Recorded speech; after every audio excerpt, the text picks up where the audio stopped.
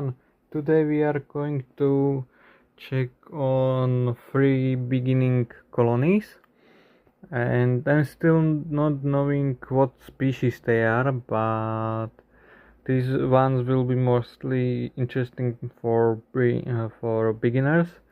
uh, I think this is a Camponotus, some kind of. This is have high chance it's a Lasius niger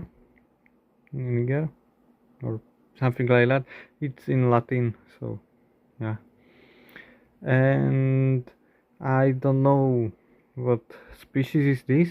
It was given to me, and it was a little bit dragged by nicotine, because she was for a quite bit of time kept in the nicotine pouch thing.